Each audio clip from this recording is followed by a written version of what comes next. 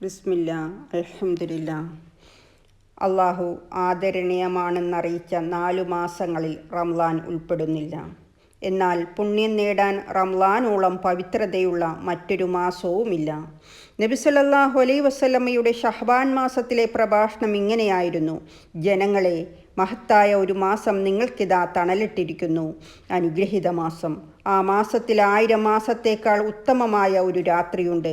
ആ മാസത്തിൽ വ്രതമനുഷ്ഠിക്കൽ അള്ളാഹു നിർബന്ധമാക്കുകയും രാത്രി നമസ്കാരം ഐച്ഛികമാക്കുകയും ചെയ്തിരിക്കുന്നു.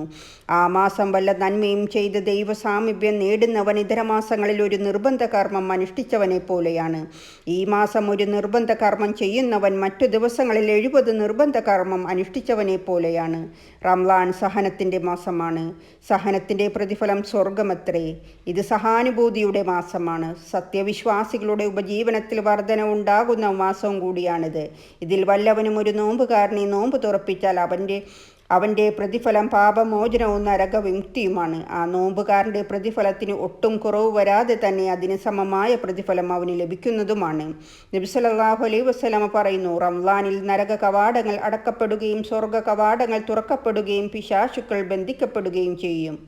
ഈ നന്മ കാംക്ഷിക്കുന്നവനെ, നീ മുന്നോട്ട് വരിക, തിന്മ ആഗ്രഹിക്കുന്നവരെ വിരമിക്കുക എന്ന് റംളാൻ തീരുവോളം ഒരു മലക്ക് വിളിച്ചു പറയുമെന്ന് വിശുദ്ധ ഖുർആനിലെ 4-ാമത്തെ അധ്യായത്തിലെ 129-ാം വചനത്തിൽ പറയുന്നു. മഹാപാപങ്ങൾ ഉപേക്ഷിക്കുന്ന പക്ഷം ഒരു റംളാൻ അടുത്ത റംളാൻ വരെയുള്ള ചെറുപാപങ്ങൾ പൊറുക്കപ്പെടാൻ കാരണമാകുമെന്ന് മുസ്ലിം ഉദ്ധരിച്ച ഹദീസിലും പറയുന്നു.